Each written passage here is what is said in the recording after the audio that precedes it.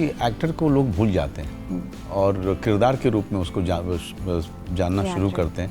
तो मेरे ख्याल से इससे बड़ी कोई बात नहीं हो सकती है। आई थिंक मैंने अपनी पर्सनल लाइफ में जो देखा है, आई थिंक उसी का एक रिफ्लेक्शन है for the kind of roles that I choose. एक तरफ ग्रेडेड क्रिमिनल और एक तरफ वेरी ऑनेस्ट पुलिस ऑफिसर्स, ये जो स्विच होता है अभी आपका कैरेक्टर्स का, उसको कैसे मेंटेन करते हैं आप? मेरे लिए कोई क्रिमिनल या पुलिस वाला मैं कभी देखता नहीं हूँ। मैं देखता हूँ कि आदमी क्या है, वो आदमी को देखना, वो आदमी सोचता कैसे है। पिछली फिल्म में पूरा जो केस है वो एक ऐसी गवाह पे टिका हुआ था जो बोल नहीं सकती, तो ये क्या डीएनए आपका हर फिल्म में रहेगा? कोई ऐसा गवाह होगा जो बोल नहीं पाएगा? इस वाले में जो है बिल्कुल सारी चीज़ें अलग हैं, अलग ढंग से जो है अवान ने उसको लिखा है और डायरेक्ट भी किया है। लेकिन उसमें एक कत्ल था, इसमें कई सारे कत्ल हैं। नमस्कार, मैं हूं पंकज शुक्ल और आपका एक बार फिर स्वागत है आपके पसंदीदा अखबार अमर उजाला के डिजिटल चैनल amarujala.com पर। आप देख रहे हैं हमारा खास कार्यक्रम शुक्ल पक्ष और आज हमारे मेहमान हैं national film award winner Manoj Bajpayee और बेहद खूबसूरत प्राची देसाई। बहुत बहुत स्वागत है आप दोनों का इस कार्यक्रम में। Thank you. शुरुआत लेडीज फर्स्ट से करते हैं, प्राची से। जी। इंस्पेक्टर संजना, पिछली फिल्म जो हमने देखी थी, बहुत ऐसा कम होता है कोई सस्पेंस थ्रिलर है और जिसमें एक हीरो है और एक हीरोइन है और दोनों अपने अपने काम में लगे हुए हैं जी। दोनों के बीच में कोई लव एंगल नहीं है, कोई इधर उधर की बात नहीं है, सिर्फ काम कर रहे हैं जी। तो एक ऐसा किरदार करना जिसमें महिला किरदार अपने आप में मजबूत है, शुरू से आप टीवी भी आपने किया है, ओटीटी भी किया है, तो इस तरह के किरदार सिलेक्शन कैसे आप करती हैं कि ये किरदार आना चाहिए, टिपिकल हिंदी फिल्म की हीरोइन का नहीं होना चाहिए? आई थिंक मैंने अपनी पर्सनल लाइफ में जो देखा है, मेरे ग्रोइंग अप ईयर्स में मेरी मदर को देखा है, वो एक टीचर थी या मेरी ग्रैंड मम थी। आई थिंक उसी का एक रिफ्लेक्शन है for the kind of roles that I choose. मुझे लगता है कि that person has to make a difference उस स्टोरी में, you know, they shouldn't just have to be there. Agar if it's making a difference, that attracts me towards any role, and that's the same thing with Sanjana. That's exactly what attracted me to this. और ACP Avinash मतलब बहुत कम actors हैं Hindi cinema में जो कानून के दोनों तरफ रह के काम कर रहे हैं और आप तो कानून भी पढ़ाने लगे हैं, मतलब सिर्फ एक बंदा काफ़ी कर बात करें। तो एक तरफ ग्रेडेड क्रिमिनल और एक तरफ वेरी ऑनेस्ट पुलिस ऑफिसर्स, ये जो स्विच होता है अभी आपका कैरेक्टर्स का, उसको कैसे मेंटेन करते हैं आप? देखिए, पहली बात तो ये कि थिएटर जब आपने इतने साल किया हुआ है तो एक ख़ास तरीके की ट्रेनिंग हो जाती है। जब आप थिएटर करते हैं तो इतने सारे बड़े बड़े डायरेक्टर्स के साथ काम किया, उनसे तरीके सीखे, लगातार काम करते रहे थिएटर में। मेरे लिए कोई क्रिमिनल या पुलिस वाला मैं कभी देखता नहीं हूँ। मैं देखता हूँ कि आदमी क्या है, वो आदमी को देखना, वो आदमी सोचता कैसे है, आदमी आ कहाँ से रहा है, क्या है जिसने उस आदमी को ऐसा बनाया हुआ है। जब आप इन सब चीज़ों पे बड़े गूढ़ तरीके से, गहरे तरीके से उतर के काम करते हैं तो किरदार आपका जो है अपने आप अलग बन ही जाता है। लेकिन मेरे लिए वो प्रिपरेशन बहुत मायने इसीलिए रखता है, वो प्रक्रिया बहुत ज़रूरी है। उस प्रक्रिया, और हर फिल्म की अपनी एक प्रक्रिया होती है, हर फिल्म एक अलग तरीके ये पता था जब साइलेंस खत्म हुई थी कि साइलेंस 2 बनेगी? नहीं, उस समय ये पता नहीं, हाँ, लेकिन बातचीत चल रही थी और ऑल्सो हम चाहते थे कि वो डिमांड जो है ऑडियंस की तरफ से आए। जब इतना भारी डिमांड आना शुरू हुआ तब प्लेटफॉर्म के पास में और कोई चारा नहीं बचा था सिवाय इसके कि वो लोग जो है एकदम से ग्रीन लाइट करें कि भाई आप लोग इसको जो है स्क्रिप्ट को अंतिम रूप देना शुरू कीजिए। तो वो सारे सिग्नल जो हैं ऑडियंस की तरफ, हम मतलब ज़्यादातर कितना टफ होता है उस सेम कैरेक्टर को दोबारा करना आफ्टर ए गैप? देखिए, वो उतना ही टफ होता है जितना नया किरदार आपको करना है, क्योंकि जब उस पर काम करना शुरू करते हैं तो साइलेंस 1 जहाँ ख़त्म हुआ था वहाँ से लेकर साइलेंस 2 होने तक एक लंबा वक्फा गुजर चुका है। उस लंबे वक्फे में किरदार भी और भी मैच्योर हुआ है, उसके और भी बहुत सारी चीज़ें बीच में घटित हो चुकी हैं जिसको आपको सोचना पड़ता है कि क्या क्या चीज़ें उसके साथ घटित हुई होंगी व्यक्तिगत तौर पे या व्यावसायिक उसके अपने काम के तौर पे। मैं आपसे पूछूंगा कि आपकी बेटी जो है ACP अविनाश की लंदन से लौट के आई कि नहीं है, टी-शर्ट कितनी लेके आई है इस बार? वो वो आपको इसमें देख के पता चलेगा। लेकिन ये कमाल है कि बेटी का चेहरा ऑडियंस देखती नहीं है, लेकिन रिश्ता समझ में आ जाता है। उस आदमी का टी शर्ट्स पहन रहे हैं आप, सॉरी या उस आदमी का अकेलापन भी समझ में आता है। तो ऐसे लोग हैं इस दुनिया में, और बहुत सारे लोग हैं जो उस अकेलेपन के शिकार हैं, और लेकिन उसके बाद भी वो जब काम के समय में कहीं दिखता नहीं है कि वो उनके व्यक्तिगत जीवन में क्या चल रहा है, क्योंकि काम उनको इतना ज़्यादा जो है अपने अंदर में समा लेता है। लेकिन वो एक दो सीन ऐसे हो जाते हैं तो उससे अविनाश के बारे में जब मुझे पता चलता है तो उसका ह्यूमन बिहेवियर सब पता चलता है, उसके कारण समझ में प्राची का भी उसमें 2-3 जो है सीन्स बहुत ही जानदार हैं। एक तो सीन आपका पिछली फिल्म में था कि आप एसीपी अविनाश के घर में पूरी रात रुकती हैं जी, उसको सपोर्ट करने के लिए, और एक सीन जो मुझे याद आता है वो है कि आप अपने उसको कहती हैं कि मैं ड्रॉप कर देती हूँ इसे, तो अविनाश बोलते हैं ठीक है आप ड्रॉप कर दो, तो आप पूछती कितने फिट से जी। तो वो जो पंच लाइन्स हैं स्क्रिप्ट की, उनको डिलीवर करना एक टेंस फिल्म है, एक सस्पेंस थ्रिलर चल रहा है, उसके बीच में आपको लाइट मूवमेंट्स भी लाने हैं। यस। तो उस करने के लिए और ऑडियंस से रिकनेक्ट करने के लिए आपको जो एक गैप आता रहता है आपकी एक्टिंग में, बार बार कैरेक्टर भी चेंज होते रहते हैं, तो ऑडियंस कनेक्ट बनाए रखने की इस तरह की लाइनें कितनी ज़रूरी होती हैं? वेल एक्सपीरियंस सेज कि यू नो हमें भी हम जो फिल्में देखते थे यू नो बड़े होते वक्त उसकी कुछ लाइनें अभी भी याद रहती है, यू नो जैसे अंदाज अपना अपना हो या बहुत सारी ऐसी फिल्में हैं हमेशा याद रहती है। दिल चाहता है कि कितनी सारी लाइनें हैं, वो मेरी एक फेवरेट फिल्म थी। तो आई थिंक वो ऑडियंस कनेक्ट के लिए it is so important, because आज तक मेरे लिए जो कैरेक्टर्स हैं दिल चाहता है में, वो आज भी मुझे याद है, और उसके बाद वो मेरे फेवरेट एक्टर्स कितनी भी फिल्में आपके कैरेक्टर्स भी लोगों को याद हैं। Thank you. यस। बानी का, मैज़वी का जी, या जी, एंड आई थिंक वो क्रेडिट उतना ही वो राइटर्स को जाता है, बिकॉज आई थिंक उनकी उसकी वजह से आपका जो एक कनेक्शन है ना विद द ऑडियंस, वो एक इंस्टेंट कनेक्शन बन जाता है, और वो कभी कभी बस एक लाइन से होता है। हम ऑफ कोर्स इन्वेस्टिगेशन कर रहे थे साइलेंस में, बट वो एक सीन में जब उन्होंने हमें अपने पर्सनल स्पेस में देखा और देखा कि हाँ ये हमेशा एट अटेंशन थोड़ी खड़े होते हैं यू नो पुलिस स्टेशन में, ये एक्चुअली बिहाइंड द सीन्स इनकी लाइफ में ये क्या होता है और इनका इक्वेशन क्या होता है। सो भले ही यू नो इन्वेस्टिगेशन कितना भी गंभीर हो, बट रियल लाइफ में भी ऐसा ही है। जो इंसान मजाकिया है जैसे साहिल है, वो रियल लाइफ में भी वैसे ही है जैसे जी स्क्रीन पर है। तो बिफोर एवरी टेंस सीन वो मनोज सर को हंसा देते थे।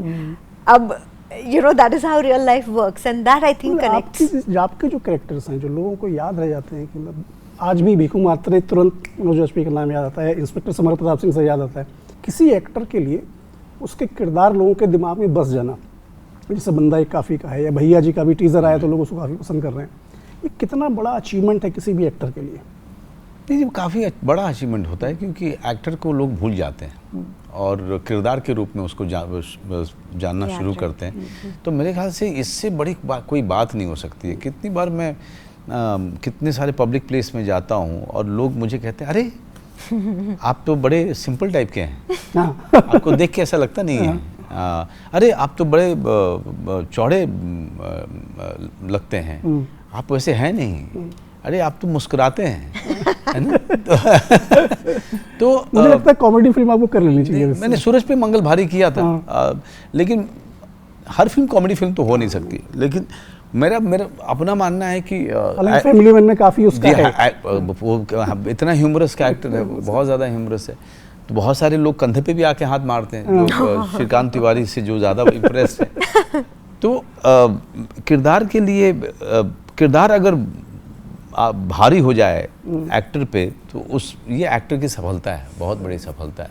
और ये मैं चाहूँगा कि ये हमेशा होता रहे। मनोज वाजपेयी को जानने से क्या मिलेगा, ज़रूरी है कि जो किरदार है वो जिंदा है। जो स्क्रिप्ट आपको मिलती है उसको फॉलो करते हैं, उसको रियलाइज़ भी करते हैं कि नहीं, अगर एसीपी है वो तो बिना कैप के वो जज को सैल्यूट नहीं करेगा, या कोई भी पुलिस ऑफिसर दूसरे पुलिस ऑफिसर को तब तक हाथ से सैल्यूट नहीं करेगा जब तक उसके ऊपर कैप नहीं हो। इस तरह की चीज़ें देखिए क्या है कि जो स्पेशल क्राइम यूनिट होती हैं वो जब सिविल ड्रेस में होते हैं तब भी सैल्यूट करते हैं, चाहे भले ही जज को ना करें, लेकिन अपने सीनियर को जो है, क्योंकि सीनियर भी एक्सपेक्ट करता है कि आप सैल्यूट कीजिए। एडी चिटका के सीधे खड़े होते हैं। वो एडी चिटका के कई जगह होता है, कितनी सब जब वो बाय करने वाले होते हैं तो अमूमन जो है सिर्फ एड़ी चिटकाते हैं, लेकिन जब मिलते हैं तो वो सलूट मारते हैं, विदाउट कैप भी। हाँ, विदाउट कैप भी मार लेते हैं। तो ये हार्ड एंड फास्ट रूल जो है अपने बीच में वो नहीं रखते हैं, अपने ऑफिसेस के डिपार्टमेंट के अंदर में नहीं रखते हैं। कोई सेरेमोनियल फंक्शन हो तो वहाँ पे, हाँ, वहाँ पे। मैं लौट के इसके फिल्म का जो आपको बन रही है, एक फ्रेंचाइज डेवलप हो रही है, साइलेंस। पिछली फिल्म में पूरा जो केस है वो एक ऐसी गवाह पे टिका हुआ था जो बोल नहीं सकती, तो ये क्या डीएनए आपका हर फिल्म में रहेगा? कोई ऐसा गवाह होगा जो बोल नहीं पाएगा? वो देखिएगा अभी इस वाले में इस वाले में जो है बिल्कुल सारी चीज़ें अलग हैं, अलग ढंग से जो है अवान ने उसको लिखा है और डायरेक्ट भी किया है, लेकिन उसमें एक कत्ल था, इसमें कई सारे कत्ल हैं और कई सारे परत दर परत चीज़ें खुलती जाती हैं। ये वाली फिल्म इसीलिए बहुत ज़्यादा बड़ी है और बहुत ज़्यादा बेहतर है, क्योंकि इसमें दिमाग खपाना जो है एक्टर्स के लिए भी बड़ा मुश्किल हो गया था, क्योंकि एक एक परत पे दिमाग, जब तक एक्टर्स नहीं समझेंगे उसको परफॉर्म ढंग से नहीं कर पाएंगे, तब तक वो कम्युनिकेट नहीं कर पाएंगे दर्शकों तक। मेरा जॉब इसीलिए बहुत ज़्यादा डिफ़िकल्ट था, क्योंकि इतने सारे लाइंस उनको समझना, टेक्निकल चीज़ों को समझना, ताकि मैं ऑडियंस के लिए इजी कर पाऊँ। सेम मुझे बहुत ज़्यादा प्रॉब्लम हुई थी, बहुत समस्या हुई थी जब मैं बंदा कर रहा था।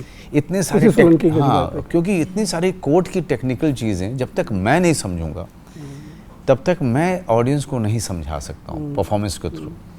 तो उनको समझना, उन पे काम करना, फिर किरदार से भी अलग नहीं हो रहे हैं और उसको परफॉर्म भी करना है। तो ये एक ऐसी पूरी प्रोसेस है जो स्कूल में आपकी जोड़ीदार थी रवीना टंडन, उन्होंने भी वकील के किरदार किया है। जी जी। उनकी एक फिल्म रिलीज हुई है हलवल पटना शुक्ला, देखी है आपने? नहीं, अभी देखी नहीं, मैं देखूंगा जरूर। चर्चा सुना होगा आपने? जी जी। दो सवाल और मैं पूछूंगा आपसे। एक तो आपकी फिल्म आ रही है 16 अप्रैल को और 19 अप्रैल को बिहार में चुनाव है, मतदान है जी। तो किसी भी लोकतंत्र को बनाए रखने के लिए एक कलाकार की जो जिम्मेदारी होती है वो कितनी होती है? वो किस तरह से लोगों को मोटिवेट कर सकता है पोलिंग के लिए? नहीं, हम लोग जैसे कि हमारे पास में वीडियोस बना के भेजने के लिए मैं दो वीडियो तो ऑलरेडी भेज चुका हूँ। अच्छा। एक मैं मेरे ख्याल से बेतिया भेज चुका हूँ, एक मैं अल्मोड़ा भेज चुका हूँ। तो ऐसे वहाँ के डीएम्स वगैरह जो हैं, जो टच में हैं, वो लोग ऐसे रिक्वेस्ट भेजते हैं, मैं बना करके इमीडिएटली भेज। राजनीति में दिलचस्पी आपकी है? कोई नहीं। अभी तो देखिए ना कितने सारे रूमर अभी भी चल रही है। मेरे मना करने के बावजूद, कई बार मना करने के बावजूद अभी भी जो है रूमर जो है चले जा रहा है कि मैं फला पार्टी से खड़ा हो रहा हूँ, मैं फला पार्टी से खड़ा हो रहा हूँ। ये मेरे ख्याल से फिर से कह रहा हूँ कि राजनीति में मेरी कोई दिलचस्पी नहीं है। राजनीति पढ़ता हूँ, समझता हूँ और उसमें थिएटर के आप बैकग्राउंड के हैं जी, तो मैं अखबार पढ़ता हूँ, मैं जानकारियाँ रखता हूँ। इसका मतलब ये नहीं कि मैं बना करियर छोड़ करके मैं किसी ऐसी अंधेरी जगह में चला जाऊँ जिसके बारे में मुझे पता नहीं, बिल्कुल ही पता नहीं। प्राची, आप बताएं अपने किरदार के बारे में, जो आपका एक्सटेंशंस हो रहे हैं धीरे धीरे, जो आप ग्रो कर रही हैं, टेलीविज़न से आई। बानी का किरदार बहुत स्वीट था, इस बार आपको थोड़ा सख्त होना पड़ रहा है और फिल्में भी आप रुक के करती है और हर बार किरदार अलग करने की कोशिश करती है। ऐसे में कभी आपको कोई ऐसा किरदार मिले जो आपको लगे कि बहुत चैलेंजिंग रहा हो और आपने कभी मना करने की कोशिश की हो? ऐसा भी हुआ है आपके पास या प्रेशराइज हुआ हो? आई थिंक करियर के बहुत शुरुआत में ज़रूर ऐसा हुआ था कि कुछ रोल्स थे जो शायद तब मुझसे मैं आइडेंटिफाई नहीं कर पाई थी कि ये कितना अच्छा होगा अगर ये किया होता तो। बट आई थिंक वो मैच्योरिटी की भी बात है, एक्सपीरियंस की भी बात है, तो तब ज़रूर ऐसा हुआ था। उसके बाद आई गेस जैसे समझ आई तो कोशिश बस यही थी कि खुद इंटरेस्टेड कैसे रहे और ऑडियंस को भी इंटरेस्टेड कैसे रखे। बिकॉज उस दौर में बात यही थी कि अगर आपको एक रोल में किसी ने पसंद किया हो तो बस वही रेपिटेटिव ऑफर्स आपके। तो इमरान हाशमी, फरहान अख्तर के बाद शायद मनोज तीसरे एक्टर जिनके पास आप 2 फिल्में कर रही हैं। I guess so, yes. Ajay sir के साथ भी वंस अपॉन भी था, बोल बच्चन भी था, but you are right, Manoj sir के साथ भी सेकंड फिल्म है। तो एज एन एक्टर साइलेंस 1 करने से पहले आपकी जो रीडिंग रही होगी मनोज जी को के साथ काम करने के बाद बदलाव आया है या कुछ और फर्क हुआ है? मनोज सर में क्या बदलाव आया है? नहीं, आपकी जो रीडिंग रही हो मनोज वाजपेयी को लेकर as an actor before doing the film with him, has it changed और इट हैज एनहांस्ड? मैं I think I was spellbound the first day. I mean you know, एक लिविंग लेजेंड के साथ जब एक एक्टर का हर एक का सपना होता है कि मनोज सर के साथ कभी स्क्रीन शेयर करे. So I was very happy about that. But मैं एक बात ज़रूर बोलूँगी कि जितनी मेहनत ये करते हैं ना, and after so many films, आपने खुद कहा अभी 100 फिल्म्स कंप्लीट होगी इनकी, तो इतनी मेहनत मैंने किसी को करते हुए नहीं देखा है. And that is why I think he is here today, and all his characters are so memorable. Thank you so much. Thank you Manoj, thank you Prachi, thank you हमसे बात करने के लिए. अगर आप ये वीडियो YouTube पर देख रहे हैं तो हमारे चैनल को सब्सक्राइब करें और बेल आइकन को दबाना ना भूलें. अगर आप Facebook पर ये वीडियो देख रहे हैं तो हमारे पेज को लाइक करें.